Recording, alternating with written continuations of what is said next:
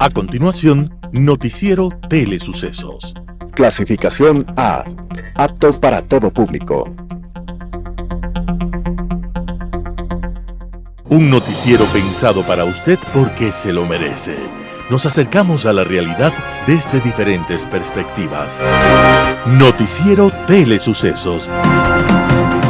Primera parte del Noticiero Telesucesos con las noticias más importantes del día.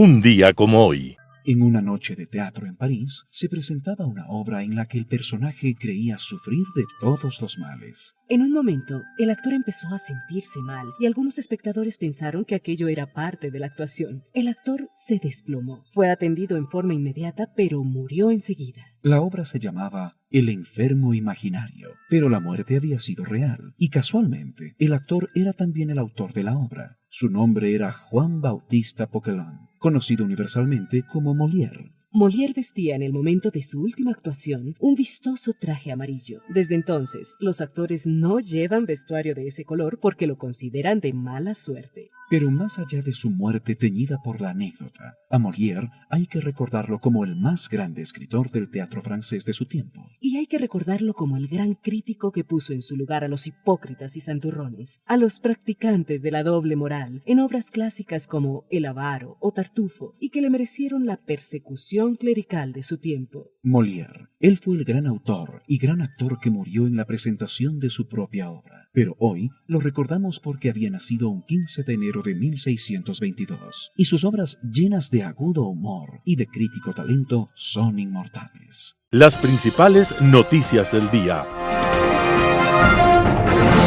Titulares. Ministra de Trabajo apeló sentencia que favoreció a Verónica Abad. Eduardo Francolor, ex abogado de Glass, asume cargo en el Consejo de Participación Ciudadana. Angélica Porras queda fuera del concurso para jueces de la Corte Constitucional.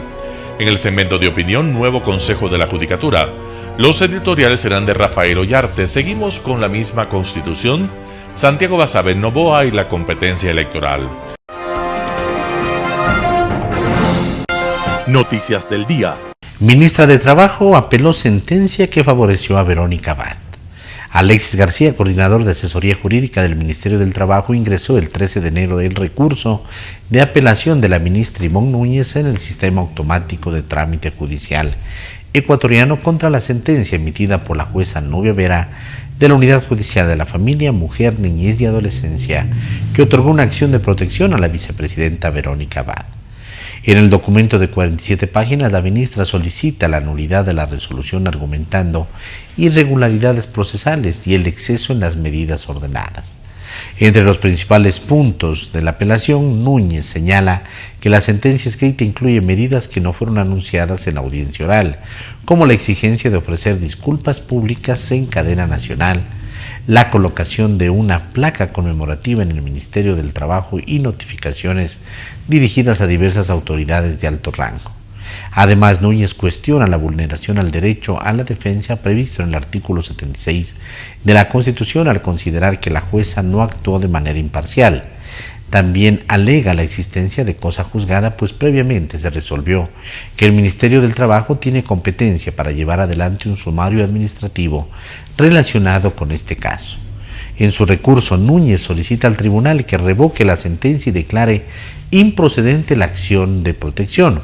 Además, exige que se cumpla con el plazo de 8 días para resolver la apelación, tal como establece la Ley Orgánica de Garantías Jurisdiccionales y Control Constitucional.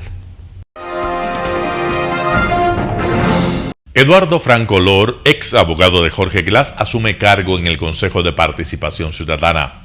A su regreso de Venezuela, donde participó en varios actos con simpatizantes del chavismo, mientras se producía la investidura presidencial de Nicolás Maduro, Eduardo Francolor llegó este 14 de enero a tomar posesión de su oficina en el Consejo de Participación Ciudadana y Control Social en Quito. El ex abogado del vicepresidente Jorge Glass y defensor de las tesis correístas aseguró que no llegaba al organismo a completar una mayoría afín a esa corriente política, sino a trabajar con todos los consejeros. Francolor llega al Consejo de Participación Ciudadana tras la censura y destitución en la Asamblea de Juan Esteban Guarderas. Sobre la denuncia por supuesta infracción electoral contra la Liga Azul, de la que Francolor fue parte, el consejero dijo que espera que el Tribunal Contencioso Electoral falle en derecho y no los destituya. La denuncia es porque varios candidatos del Consejo de Participación Ciudadana afines al correísmo acudieron a una entrevista realizada con el expresidente Rafael Correa. Franco recordó que para entonces Correa ya no tenía derechos políticos por una sentencia en su contra. Por ello, según el ex abogado de Glass, dicho encuentro con Correa no constituye un acto de proselitismo político. Angélica Porras queda fuera del concurso para jueces de la Corte Constitucional. Angélica Porras, candidata a jueza de la Corte Constitucional, quedó fuera del concurso tras una decisión de la comisión calificadora encargada de la renovación parcial del organismo, que aceptó 2 de 3 impugnaciones presentadas en su contra. El anuncio llegó 5 días después de que concluyera la fase de impugnaciones, en la que Porras concentró 3 de las 7 objeciones presentadas contra 9 candidatos. La propia Porras indicó en su cuenta de X que la comisión calificadora aceptó las impugnaciones que recibió de la fiscal general Diana Salazar y desde las filas de Construye. Las impugnaciones contra Porras, quien fue cuestionada por falta de probidad y ética, giraron sobre sus actuaciones en denuncias contra la fiscal Diana Salazar, la difusión de chats del asesinado ex candidato presidencial Fernando Villavicencio, entre otros. Además de Porras, la terna designada por la Asamblea incluye a José Luis Terán Suárez y Gladys Margot Proaño Reyes.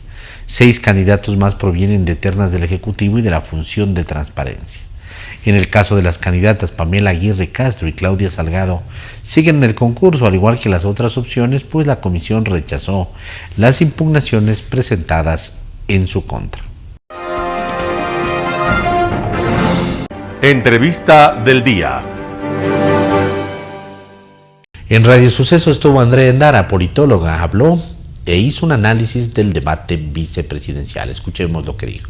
Digamos que de conceptos, de argumentos y también de la forma de dirigirse de las candidatas, entre ellas, muchísimo mayor nivel que en los debates presidenciales que estamos acostumbrados. También hay que tomar en cuenta que quizás no vimos tanto enfrentamiento por 2 temas. Primero, porque ellas sí fueron mucho más respetuosas al momento de dirigirse entre ellas, pero también porque son demasiadas y el formato justamente no permitía que, por ejemplo, se me ocurre que un Diego Borja con una Cristina Reyes pudieran haber interactuado. Primero, porque estaban en grupos diferentes y segundo, porque era por sorteo. Entonces, dependía del tema y el sorteo, y si me tocaba hablar sobre algo tan importante como el desarrollo social, no tenía mucho que recriminar.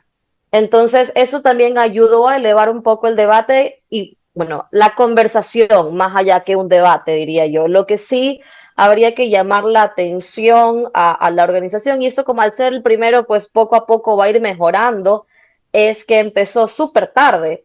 Estábamos citados para las 7 de la noche, empezó 7:30 de la noche, entonces eso hizo que perdamos el interés al final, sobre todo pues al ser un domingo, que al día siguiente se trabaja, y eso sumado a que el segundo grupo sí estuvo un poco más flojo que el primero, entonces ya la ciudadanía empezó a desconectarse o ya no estar tan atentos.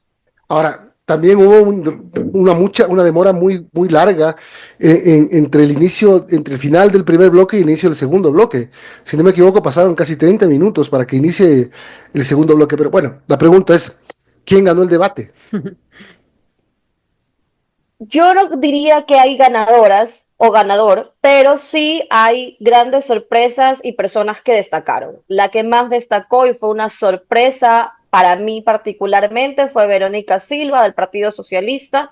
Ella presentó argumentos distintos a los del resto, presentó datos, y una forma muy específica de comunicarse, lo cual hizo que muchísimas personas del medio estemos gratamente sorprendidas con ella. Y es más, si analizamos en redes, porque dentro del post-debate pues ella estuvo sonando bastante, decían que ella debió haber sido la candidata. a presidente en vez de su binomio. ¿Quiénes más destacaron? Cristina Reyes destacó en este primer grupo, Blanca Sancancela destacó también, Carla Larrea, y del segundo grupo podemos destacar a Pacha Terán y a Dayana Pazley. Son las 7:08:28, estamos hablando con Andrea Endara. Andrea Endara, politóloga, sobre el debate del domingo. Milton se nos achucó. Bueno, Andrea, respecto a este debate, ¿qué peso va a tener de cara a las elecciones, de cara a este 9 de febrero? ¿Qué podemos decir también de los dos grandes ausentes, de binomio de Daniel Noboa, de María José Pinto y también del candidato de Sociedad Patriótica? ¿Qué peso tiene estas ausencias y también este debate de cara a ya elegir a los candidatos? Bueno, ¿qué peso tiene el debate? Eso todavía no lo conocemos. ¿Por qué? Porque es el primer debate, no estamos seguros cuántos de los ciudadanos lo vieron, sobre todo la segunda parte después de la sorpresa que nos dio nuestra naturaleza, ¿no? Entonces, no sé qué tanto pueda pesar para la toma de decisión, pero sí creo que para quienes lo vimos generó no solo sorpresas, como decía al inicio, sino nos demostró que las mujeres también podemos hacer política y que muchas veces nos dejan detrás o nos dejan solo en la parte social, por ejemplo, porque es como lo tradicionalmente establecido para las mujeres. Entonces, aquí hay nuevos cuadros que pueden funcionar para próximas elecciones. Las grandes ausencias, realmente, la ausencia del candidato de Sociedad Patriótica no sumó ni restó mucho, no lo escuchamos. La gran ausente fue justamente la candidata de ADN, y esto creo que fue un acierto y un desacierto a la vez por parte del partido. ¿Por qué un acierto? Porque por supuesto ella iba a ser la candidata a la que el resto de candidatos iban a recriminarle cada que podían. Entonces fue una manera de protegerla, y como no la hemos visto debatir, no la hemos visto mucho en medios, probablemente no estaba tan preparada. Entonces fue una manera de proteger al partido y de proteger a la candidata. Sí, un desacierto democráticamente, porque a todos quienes vimos esto nos hubiera gustado conocer de qué se va a encargar, y también tomando en cuenta la primera pregunta o el primer eje del debate, que era cuál va a ser el rol, hubiera sido interesante conocerlo, dado que es su partido y su gobierno el que nos ha llevado a hacernos esta pregunta últimamente. Gonzalo Criollo, director ejecutivo de Conquito en Radio Sucesos, habló del Capital Semilla para el liderazgo femenino. Vamos con la nota. ¿Qué es el Funquito Mujer? Es un fondo de capital semilla específicamente destinado a emprendimientos de mujeres dentro del Distrito Metropolitano de Quito. ¿Qué es un fondo de capital semilla? No es igual que un crédito en el que usted paga o devuelve al banco capital e intereses, sino que en este caso usted no devuelve la totalidad del capital, sino un 10% según la normativa. Entonces le sirve a un emprendimiento para escalar, invertir en maquinaria, para invertir en una ampliación y seguir generando empleos. Hemos identificado que existe una brecha importante entre la cantidad de emprendimientos liderados por hombres y la cantidad de emprendimientos liderados por mujeres. Y la necesidad de una acción afirmativa como esta ha sido bastante buena. Así que abrimos el Funquito Mujer. Es este programa de Capital Semilla enfocado a emprendimientos de quiteñas que puedan participar en esta iniciativa. Y es bastante sencillo en términos de la aplicación. Usted tiene que ingresar a www.conquito.org.es. De acuerdo. Y entonces va a encontrar todas las bases y requisitos que están estipuladas para esta convocatoria. Gonzalo, hablemos de las categorías, porque me llama la atención las categorías escogidas para postular para este Capital Semilla. Hablan de biofuturo, economía circular, salud, biofarmacéutica, servicios tecnológicos, digitales, turismo y cultura. Eso de biofuturo, ¿qué es eso? Cuénteme, Gonzalo. Son las apuestas de industrias del futuro para Quito. Nosotros estamos apostando, y como ha planteado el alcalde Pavel Muñoz, a que Quito sea la locomotora del país. Es decir, que Quito crezca más que el resto del Ecuador. Para eso hemos especializado a la ciudad, o estamos apostando a la especialización en estas 5 líneas que usted ha mencionado. ¿Qué es biofuturo? Pongo un elemento de contexto. Alrededor de Quito se produce menos del 1% del cacao que se produce en todo el país. Pero en Quito específicamente se produce el 85% de los derivados, confitería, entre otras cuestiones hechas con el cacao. Esa es la apuesta por el biofuturo, la agregación de valor a la producción primaria. Entonces, todas esas apuestas también son bienvenidas en esta iniciativa. Otra que a mí me encanta en lo personal es la de servicios tecnológicos digitales. Hay una proliferación, exactamente, pero también son soluciones tecnológicas. Hay un ganador del Fonquito del año 2023 que tiene una aplicación, la cuña se llama Cupuna. Ellos le separan a usted los impuestos desde la aplicación del teléfono. Entonces son soluciones de esta índole que resuelven la vida de las personas o que resuelven la vida también a las empresas y que están teniendo todo un boom también dentro de la ciudad y es importante seguir fomentándolas. Bueno, interesante esto, además de las categorías, hablemos de cuánta plata va a entregar Conquito a las mujeres emprendedoras. En este caso, para el Fondo de Capital Semilla de esta convocatoria, entregaremos entre $10,000 hasta $25,000. Es un monto realmente importante. Quienes habrán emprendido sabrán lo difícil que es acceder a un crédito, las condiciones complejas que implican también. Esto al final del día tiene todo un proceso en el que las postulaciones irán hasta el 2 de febrero, así que las vecinas que nos escuchan ingresen a la página de Conquito, léanse las bases y apliquen, que solo tienen hasta el 2 de febrero. Y con eso nosotros estamos planteando un proceso de seguimiento. No es solo dar el capital semilla, es una capacitación respecto a cómo gastar ese capital semilla bajo un principio. ¿Qué pasaría si no tuviéramos el capital semilla para seguir haciendo crecer el negocio? Este capital al final del día es un acelerador de todo lo que vamos a hacer. Imagino que en Conquito también se da seguimiento al emprendimiento, las fases, mentorías, ¿se contemplan de esto? Absolutamente. De hecho, nosotros hacemos seguimiento de los ganadores de hace varios años. El proyecto existe desde el 2021 y desde entonces estamos acompañando esos emprendimientos. Al final del día lo que nosotros queremos es un ecosistema de emprendimiento en Quito bastante más formalizado, más riguroso también, que tiene mucho potencial. Y además, a muchos nos han dicho que incluso más que el capital, que como tal es una apuesta importante, aprecian más las capacitaciones o la asesoría técnica que pueden llegar a tener. En Impacto Informativo, Alejandro Zavala, analista político, habla del debate de vicepresidenciables. Escuchemos lo que dice. Bueno, yo creo que podríamos clasificar en dos partes el tema del debate para hacer un mejor análisis. Primero, la parte formal, que respondiendo a tu pregunta, claramente el formato del debate del CNE no permite dejar un montón de cosas claras. ¿Por qué razón? Porque en estricto rigor no es un debate, es una exposición de proyectos, una exposición de preguntas y respuestas, nada más. No permite la confrontación de tesis, las distintas opiniones que se contrapongan. Y te pongo dos ejemplos. Hubo personas ayer que hablaron, por ejemplo, de no pagar la deuda externa. Y nadie le preguntó cómo es eso de no pagar la deuda, cómo va a ser, no sabe lo que es caer en default, o sea, nada. Hubo otra persona que habló sobre pena de muerte para los fiscales, que eso no se puede hacer porque somos signatarios de convenciones internacionales que prohíben la pena de muerte. Entonces, en estricto rigor no es un debate, no hay confrontación de tesis distintas, no hay preguntas o interpelaciones de estos temas. Por eso, en la segunda parte, lo que se hace normalmente es hacer lo que yo llamo una propuestitis, una cantidad de propuestas ahí para ver qué le pega bien a la gente, qué le pega mal, muy poco ideológico, más bien de corte populista, la gran mayoría.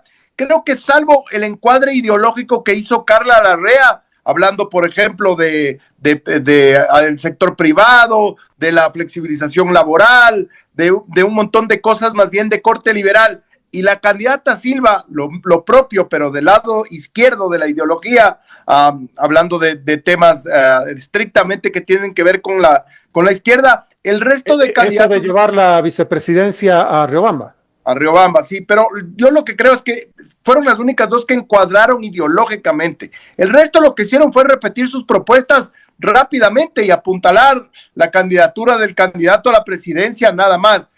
Además, no creo que ninguna de las candidatas pensó estratégicamente en ser recordada, sino más bien pensaron tácticamente meter la mayor cantidad de propuestas para ver cuánta gente adhiere a alguna de esas propuestas por ahí y pescar algunos votos. ¿Eso tú crees que de alguna manera transformó el debate en algo plano? sin este tipo de estas dos rupturas que enumeras? No, bueno, yo creo que fue una grata sorpresa ver que muchas candidatas son mujeres muy preparadas. Caso de Cristina Reyes, de Diana Pazley, de Carla Larrea, en el caso de Verónica Silva, en el caso de Diego Borja, también una persona preparada. Creo que en general estuvieron bien preparados, pero la diferencia está donde yo creo que es el error, y esto es un error de concepto del CNE, es que no permite que confronten las tesis. Pues está bien, son personas preparadas, tienen años en la arena política, han sido asambleístas, dan buenos discursos, han sido ministros, pero el momento de contrastar las propuestas, de verificar las propuestas, ya ahí se pierde la cosa, y además es una vergüenza que tengamos 16 candidatos, los que les tocan el segundo turno nomás normalmente se ven muy afectados por la baja el apagado, ya no hay tanto televisor encendido y las redes sociales llegan casi a cero y al final del debate. Entonces eso también nos tiene que llevar a reflexionar qué clase de sistema electoral tenemos. 16 candidatos, es imposible que la gente recuerde, se recordarán pequeños detalles, pequeñas cosas, pero además, tal vez se acuerden del nombre, pero no se acuerdan el partido. Si se acuerdan el partido, no se acuerdan quién era el candidato a la presidencia del partido. Si no se acuerdan el candidato a la presidencia del partido, no saben en qué lugar de la papeleta van. Entonces todo esto va a ser demasiado confuso, demasiado extraño por la gran cantidad y por la propuestitis aguda de la que sufrieron ayer las candidatas. Y ya dentro de la formalidad, ¿tú no crees que afectó el hecho de que este debate no era obligatorio, por un lado, y por otro lado que no fue transmitido o retransmitido por los canales nacionales? Bueno, yo creo que primero, yo siempre saludo los debates. Para mí es muchísimo mejor que existan estos debates a que no existan. Fíjate que lo que yo decía hace un momento, nos topamos con algunas sorpresas agradables, con personas preparadas, también hubo del otro, pero muchas mujeres muy preparadas. Incluso se ha hablado sin dejar de tener razón de que algunas candidatas a la vicepresidencia son mejores candidatas a la presidencia que sus binomios, y es verdad. Entonces yo siempre saludo. Es verdad que al quitarle que no sea obligatorio ir, y al que los medios de comunicación hayan dejado de transmitir, baja un poco el interés, pero la gente que quiere verlo, lo ve por cualquier plataforma. Hoy día ya no hay pretexto, ya no es la televisión la reina de las plataformas, sino que uno puede ver por donde quiere. Un panorama de noticias para su estatura intelectual.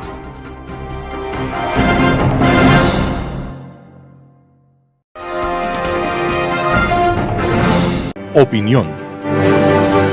Estamos próximos a la designación de un nuevo Consejo de la Judicatura, ente creado ya con la promulgación de la Constitución de 1998 y que fuera reformado en su conformación y propósitos con los cambios introducidos en la Carta Magna dictada en el año 2008. Su función, de acuerdo a la misma, es un órgano de gobierno, administración, vigilancia y disciplina de la función judicial. Su conformación consta determinada en el artículo 179 de la misma. Lejos de ser, con esta última reforma, un organismo autónomo que garantice imparcialidad, seriedad y ejecutorias positivas, su designación nos revela que es un órgano político de gestión y no un órgano de gobierno ni de administración del recurso humano y del presupuesto financiero, que son necesarios para su marcha como sería deseable. En efecto, analicemos quiénes lo conforman y quiénes son los que designan a estos miembros del Consejo de la Judicatura. Dice el artículo 179 que se integrará por 5 delegados y sus respectivos suplentes, quienes serán elegidos mediante ternas enviadas por el presidente de la Corte Nacional de Justicia, cuyo representante presidirá este Consejo, y por ternas enviadas por Fiscalía General, Defensor Público, la Función Ejecutiva y la Asamblea Nacional. Estas ternas se envían al Consejo de Participación Ciudadana y Control Social, cuyos miembros a su vez son seleccionados y elegidos por el Consejo de Participación Ciudadana y Control Social. La duración de su cargo será de 6 años, debiendo rendir cuentas o su informe anual ante la Asamblea Nacional, quien podrá fiscalizar y juzgar a sus miembros. Para ser designados vocales se requiere, de acuerdo al artículo 180 de la Constitución, ser ecuatoriano y estar en goce de derechos políticos, tener título de tercer nivel de derecho legalmente reconocido en el país o en ramas académicas afines a las funciones propias del Consejo y haber ejercitado con probidad o idoneidad notoria la profesión o docencia universitaria en derecho o materias afines a las del Consejo por un lapso de 10 años. Es decir, para presidir y formar parte del ente más importante de la función judicial no se requiere sino elementales o mínimos requisitos, lo que explica en parte por qué este organismo no funciona, no cumple su cometido. El resultado es evidente. Dice la Constitución que sus funciones en el Consejo de la Judicatura son definir y ejecutar políticas para mejorar y modernizar el sistema judicial, conocer y aprobar las proformas presupuestarias de la función judicial, dirigir el proceso de selección de jueces y más servidores de esta función, evaluarlos, ascenderles y sancionarlos, procesos que dice deben ser públicos y motivados. Además, administrar la carrera judicial y profesionalizar la carrera judicial, organizar y gestionar las escuelas de formación y capacitación judicial y velar por la transparencia y eficiencia de la función judicial. Si examinamos los hechos recientes que han escandalizado al país, nos encontramos que tenemos un Consejo de la Judicatura como actor y responsable de varios casos que nos han llevado a la conclusión que el sistema judicial pasa por momentos verdaderamente oscuros, admitiendo que los conceptos de varios observadores y críticos que esta función ha caído a un abismo que muy difícilmente a corto plazo podrá salir. La mafia del narcotráfico, del lavado de activos, del dinero fácil, se han apoderado de la misma. Y en consecuencia, el comercio o venta de fallos, sea por dinero, sea por influencias políticas, han generado la impunidad, la injusticia, la impudicia y la picardía, que se han convertido en los emblemas más distintivos del sistema judicial ecuatoriano. A priori, podemos entonces hablar de que el Consejo ha fracasado en su gestión, al no haber podido obtener una debida administración del recurso humano, capital básico de esta función del Estado, ya que no ha podido seleccionar al personal idóneo para desempeñarse como juez u operador judicial, al no haber capacitado prolijamente a sus elementos, al no haber puesto en marcha una escuela judicial que arroje elementos idóneos que sean garantía de eficiencia, honradez y conocimientos, y al no haber dotado en su totalidad de elementos tecnológicos necesarios para una moderna, correcta y accesible administración de justicia digital o en base a plataformas tecnológicas que permitan sobre todo la publicidad de todos los procesos, la actuación de justiciables en los diversos juicios y el conocimiento mismo del litigio en su integridad, a fin de que todos los ciudadanos tengamos la posibilidad de acudir a audiencias, ver las actuaciones de los actores del proceso, ser testigos de la forma en la que se conducen los juzgadores, transparentando procesos y permitiendo así que todos puedan acceder a una justicia limpia, entre otras cosas. Pero ¿de quién es la responsabilidad de que este Consejo no funcione? De que no cumpla sus cometidos y sobre todo de que esta justicia y sus órganos auxiliares generen fallos injustos, cargados de intereses económicos, o respondan a sobornos de litigantes, o solo respondan y actúan en casos de gran relevancia política o escándalos mediáticos que en esta sociedad abundan? La respuesta está en el hecho de que el Consejo de la Judicatura es una instancia solamente al servicio del poder político que no ha adquirido la jerarquía moral necesaria para poder imponer un ejemplo, una sólida disciplina y un sendero de corrección que permita impedir estas actuaciones, al menos digamos, irregulares. Pues la respuesta está clara.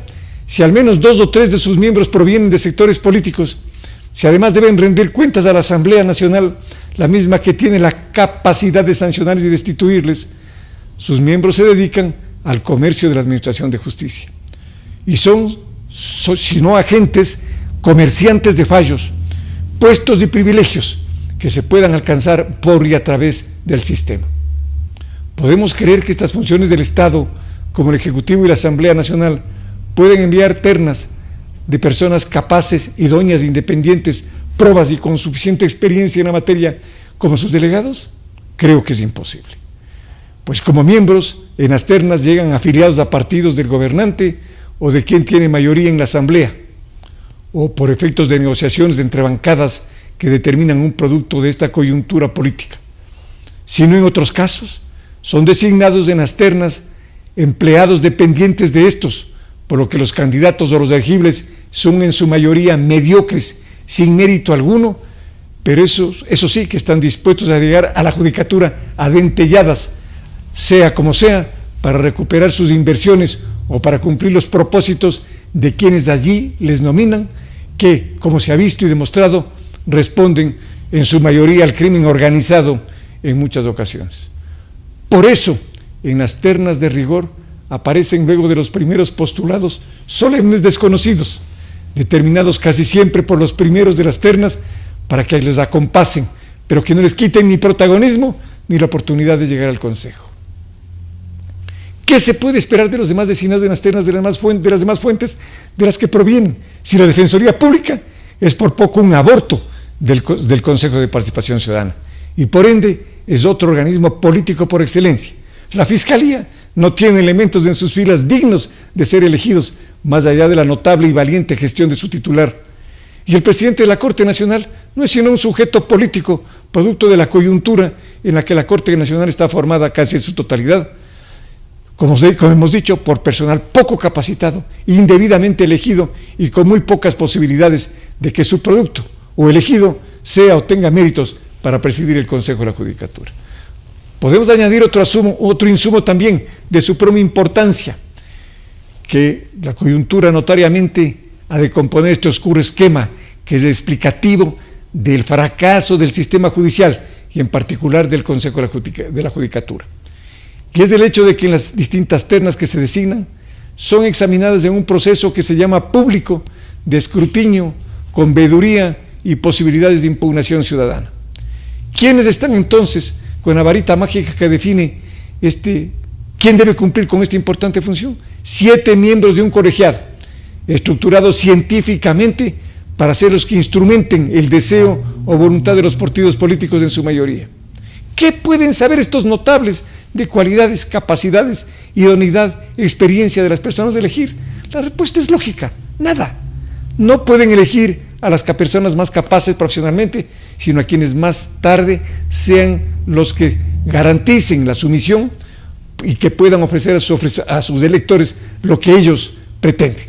Lo que ocurre, señores, es lo que tenía que suceder. Un Consejo de la Judicatura cumpliendo funciones de mensajería del gobierno de turno y de una administración de justicia postrada a los deseos más insólitos de estos que corresponden al crimen organizado.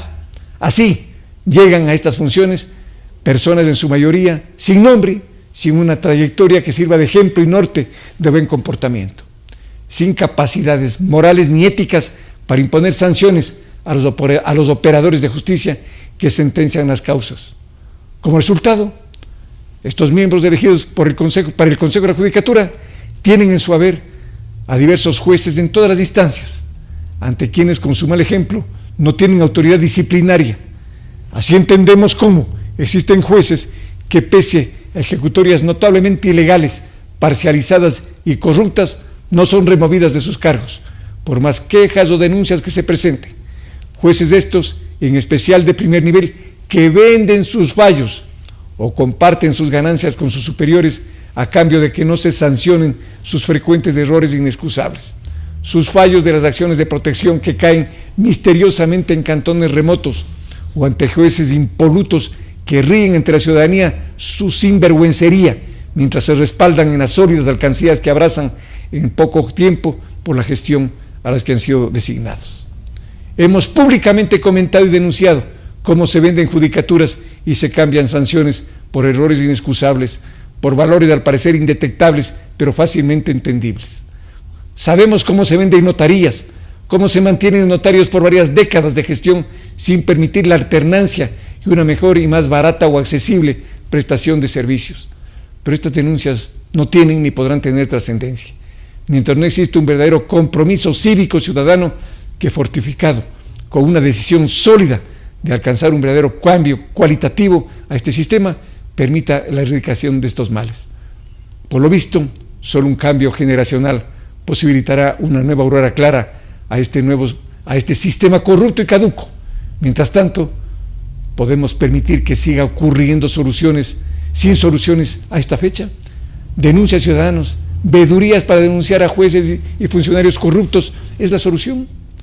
¿Será que es importante cambiar absolutamente el procedimiento de designación, cambiar la Constitución? ¿O simplemente tenemos que conformarnos con esta desgracia que día a día extingue a nuestra sociedad? Sí, señores, sin justicia no hay una sociedad. Muchas gracias. Editorial. Seguimos con la misma Constitución, artículo de Rafael Ollarte publicado en Diario El Expreso. Y no lo digo porque considere adecuada a la tradición nacional de estar cambiando de carta primera a cada rato. De hecho, si la actual ha durado es porque tiene una serie de trabas que dificultan su cambio, sumado a la actitud de la Corte Constitucional de ponerle escollos adicionales en sus dictámenes relativos a la eventual convocatoria a asambleas constituyentes desde la ciudadanía, cosa que, de suyo, es harto difícil, desde que para que eso se concrete se necesita del apoyo del 12% del censo electoral. Si consultas nacionales para las que se necesite el 5% han fracasado, no se diga una de estas. Lo digo porque veo planes de gobierno con propuestas que se saltan el texto constitucional o que en el mejor de los casos se condicionan a su modificación, lo que si se trata de una reforma parcial para llegar al referéndum se necesita previamente de los 2/3 de asambleístas para aprobarla, lo que no es fácil. También lo digo porque el actual texto es objeto de críticas a veces justas, como su notoria tendencia estatista en lo económico, aunque eso viene del pasado, como el monopolio estatal en la seguridad social y la tradicional precariedad del sistema de concesiones, a la que se agregó la prohibición de arbitraje internacional, y nos quejamos de la nula inversión extranjera. También hay críticas injustas, como la primacía de poder presidencial en lo legislativo a través del veto parcial, pues eso se estableció en la Constitución de 1998 y se eliminó con la reforma de 2024, de la peor forma, pues se fue al otro extremo, obligando al presidente Noboa a emitir 9 vetos totales.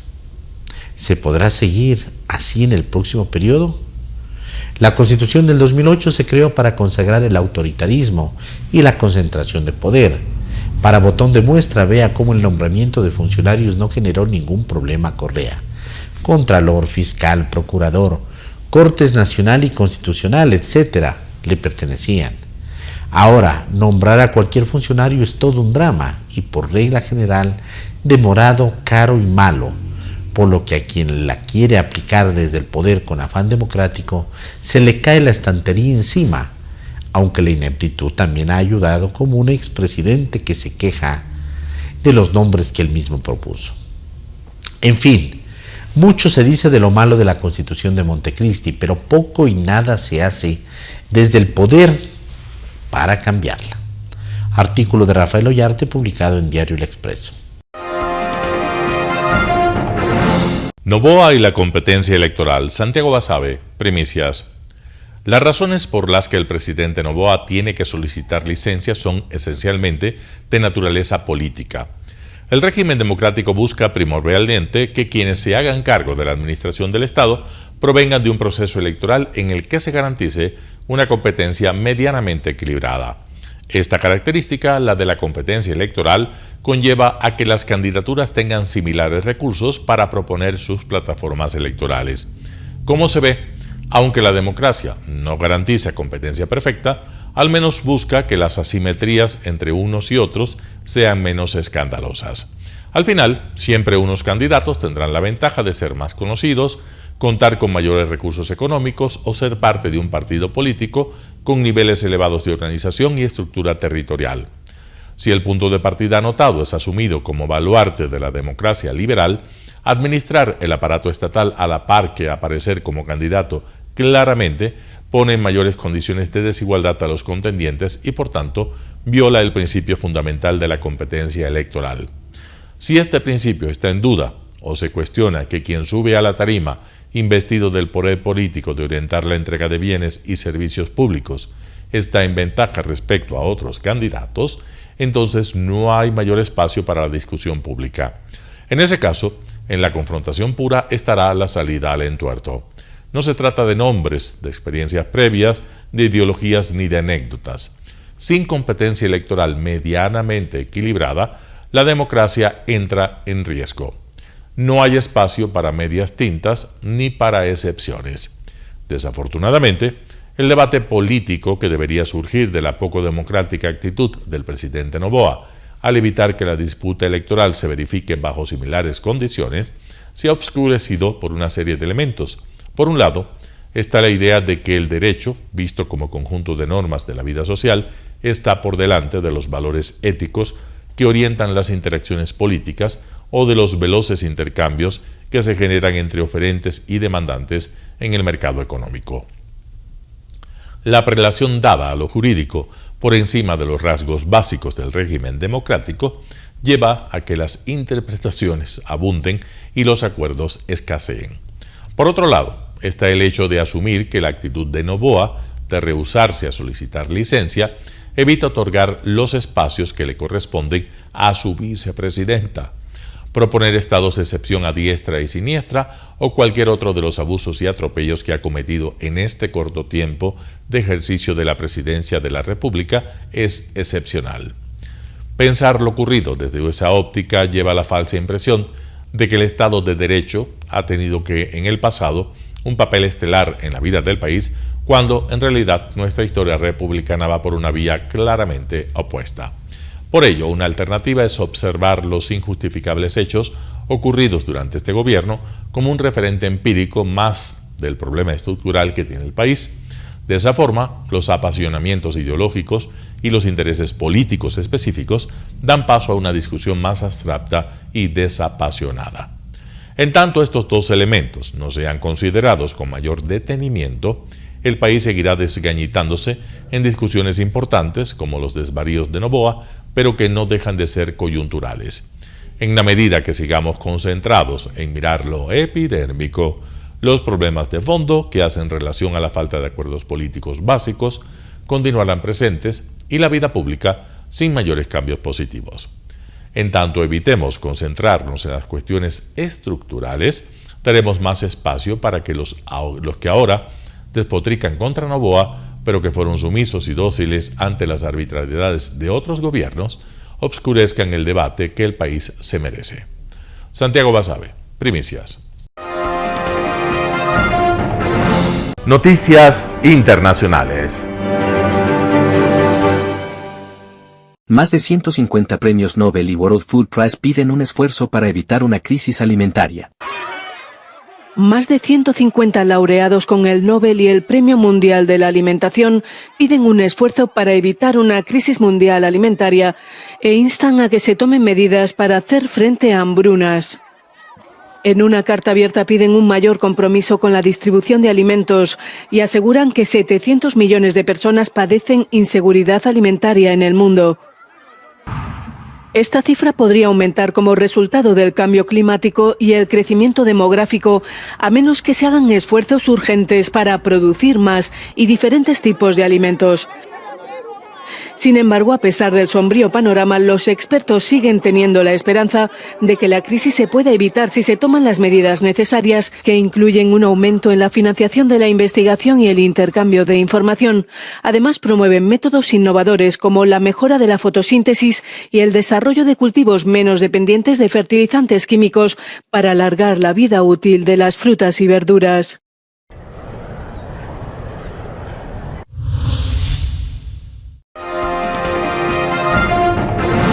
El motivo por el que Trump no fue castigado tras su condena. El presidente electo de Estados Unidos, Donald Trump, recibió el 10 de enero su sentencia por falsificar los registros de su negocio para ocultar un pago para silenciar una relación con la actriz de películas para adultos Stormy Daniels. Trump fue declarado culpable de 34 cargos, los cuales podían acarrear varios años de prisión y miles de dólares en multas. Good morning, please be seated. Sin embargo, el juez de Manhattan, Juan Merchan, dictó una sentencia de libertad incondicional. ¿Pero qué es la libertad incondicional? Una condena de libertad incondicional significa que el sentenciado no enfrentará cárcel, multas, servicio comunitario ni libertad condicional. Este tipo de sentencias es poco común en casos de condenas por delitos graves. Sin embargo, el juez explicó que las protecciones legales asociadas al cargo de presidente de Estados Unidos limitaron su capacidad para imponer una pena más severa. The considerable, indeed, extraordinary legal protections afforded by the office of the Chief Executive is a factor that overrides all others. El juez no dejó de señalar que Trump será el primer presidente en asumir el cargo con una condena penal en su historial. They do not reduce the seriousness of the crime or justify its commission in any way. The protections are, however, a legal mandate, which pursuant to the rule of law, this court must respect and follow. However, despite the extraordinary breadth of those protections, one power they do not provide is the power to erase a jury verdict. A pesar de la sentencia de libertad incondicional, Trump aún podría enfrentar algunas consecuencias. En ciertos estados, tener antecedentes penales puede significar la pérdida de derechos como votar o poseer armas de fuego. Por su parte, Trump se declaró inocente y ha prometido apelar la decisión. Aunque logró evitar un castigo directo, su condena conlleva implicaciones tanto históricas como personales.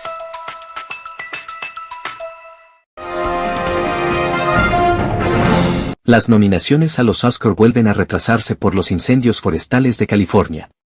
Un nuevo incendio forestal se ha desatado en la ciudad californiana de Oxnard, en el condado de Ventura, junto a Los Ángeles. El incendio comenzó en la maleza de un río seco a última hora de la noche del lunes y las llamas siguen ardiendo en las zonas agrícolas del condado, donde se han enviado camiones cisterna adicionales.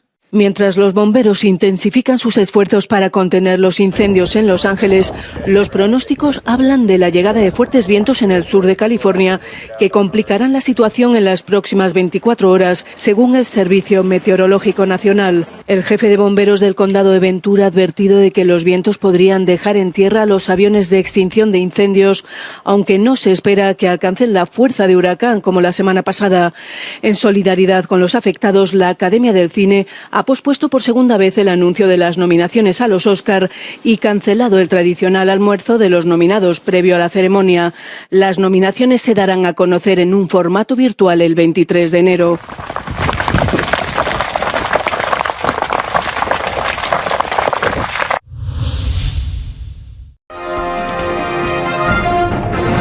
Israel y Hamás podrían estar cerca de un acuerdo de alto el fuego en la franja de Gaza, según Biden. Un acuerdo de alto el fuego entre Israel y Hamás podría estar cerca de concretarse, ya que los negociadores se reúnen este martes para tratar de ultimar sus detalles. Según informaron, los mediadores entregaron a Israel y Hamás un borrador final del acuerdo tras un avance a medianoche. De ser aceptado, conduciría a la mayor liberación de rehenes israelíes desde los primeros días de la guerra. Mientras prosiguen los intensos bombardeos israelíes sobre Gaza. Varios ataques alcanzaron zonas de toda la franja durante la noche y la madrugada del martes, dejando decenas de muertos. Un número cada vez mayor de soldados israelíes han comenzado a protestar contra la conducta israelí en Gaza y se niegan a seguir sirviendo en el ejército si no se logra un alto el fuego. Dicen que han presenciado o cometido acciones que traspasaron los límites éticos. Al mismo tiempo, alrededor de 1.000 israelíes se manifestaron contra un acuerdo de alto el fuego en Jerusalén, gritando consignas contra la entrega de ayuda humanitaria a Gaza, el intercambio de prisioneros o la cesión de territorios conquistados, y exigen al gobierno que libere a los rehenes solo si logra la victoria sobre Hamás.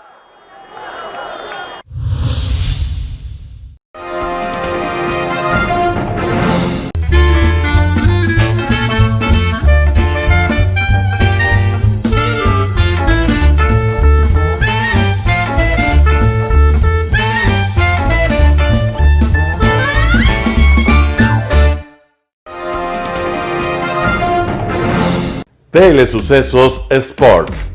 Deportes, deportes, deportes. Todas las tardes, 4 horas de lunes a miércoles, de 14 a 17 horas. Los jueves y viernes, 6 horas, de 12 a 20 horas. Desde Arena Telesucesos. Transmisiones en vivo, siempre Ecuavoley. Y luego, Deportes para recordar. Todas las tardes, deportes en Telesucesos Sports. Bajo la dirección del arquitecto David López. La visión objetiva de quien vive el deporte. Sucesos deportivos, visión de un equipo de opinión joven de comunicadores. Telesucesos, llegamos con nuestra señal a los sectores populares de nuestra ciudad.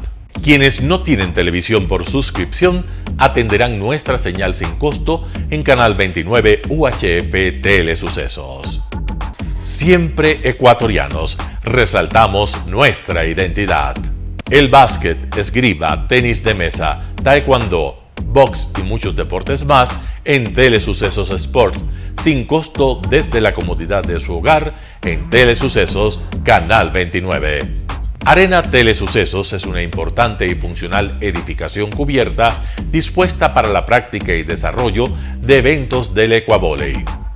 Si deseas asistir a los encuentros en vivo de Ecuavoley, comunícate con nosotros a los números de teléfono 2021-224 o al 0989-973-725.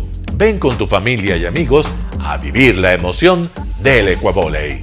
Emoción sin límites los días jueves y viernes desde la comodidad de su hogar. Resaltamos nuestra identidad como ecuatorianos iniciando transmisiones en Telesucesos del Ecuavoley, que representa, luego del fútbol, el deporte más popular de nuestro país y el que practican los ecuatorianos residentes en muchos países del mundo. Nuestra señal será transmitida en directo por televisión abierta en la ciudad de Quito y a través de las redes sociales a todo el país, así que llegará a Estados Unidos, España e Italia, creando a través del Ecuavoley un nexo fraterno entre ecuatorianos y entre los inmigrantes de nuestro país. Anuncie en Telesucesos Sport y llegue con nosotros a lo más importante del deporte popular. Telesucesos, con sus transmisiones, jerarquizará esta práctica deportiva, convocando importantes competencias de Ecuavoley dentro y fuera del Ecuador. Llegando con deportes no atendidos por los medios de comunicación que han concentrado su acción en el fútbol. El tenis, box, golf, racquetball llegarán a su pantalla de televisión en tiempo real a través de Canal 29 UHF, competencias que podrán ser atendidas a través de Facebook, YouTube y vivir los encuentros deportivos en directo y en tiempo real. Esté atento a nuestros horarios especiales de transmisión los fines de semana y feriados. Usted y su familia disfrutarán desde la comodidad de su hogar de las emociones del Ecuavoley, deporte tan nuestro. Somos inéditos y para ello disponemos de un escenario cubierto propio, Arena Telesucesos, desde donde transmitimos nuestros encuentros masculinos y femeninos de este deporte. Simple y gratuito. Llama a nuestros números de contacto 2021-224 o al 0989-973-725 y regístrate como invitado especial para nuestros eventos en vivo. Arena Telesucesos, el escenario cubierto para la práctica del deporte 100% ecuatoriano, el Ecuavoley. Telesucesos es un canal de televisión que incorpora a su programación manifestaciones culturales y deportivas que marcan la identidad de nuestro país. Consideramos que el Ecuavoley es una manifestación deportiva con partida de nacimiento popular y nombre propio ecuatoriano. Arena Telesucesos, funcional espacio cubierto para la práctica y desarrollo del deporte. Arena Telesucesos, el escenario para campeones. Arena Telesucesos atiende deportes de su preferencia: básquetbol, tenis de mesa, esgrima, taekwondo, fútbol sala, box, halterofilia. ¿Cómo llegar? Nuestras instalaciones se encuentran en el norte de la ciudad, en un sector de gran crecimiento y desarrollo urbano al que se accede a través de la vía E35, más conocida como la Avenida Panamericana Norte. Desde el centro comercial El Portal, a 2 kilómetros a la derecha, se encuentra la calle García Moreno, antiguo camino a Llano Grande, una arteria en la que se desarrollan dinámicos comercios. Junto al centro comercial Ciudad Alegría, a 100 metros, hemos llegado a nuestras instalaciones, Arena Telesucesos, la cancha del Ecuavóley. Por fin tiene usted un espacio de difusión de su deporte preferido. Telesucesos, el canal de televisión siempre inédito. El noticiero Telesucesos es retransmitido de lunes a viernes a las 7 horas por Radio Planeta Sur 106.1 FM de la ciudad de Loja. Noticiero Telesucesos. Las opiniones vertidas en este espacio por la producción y dirección del programa son de exclusiva responsabilidad de sus autores y de quienes intervienen en ellos.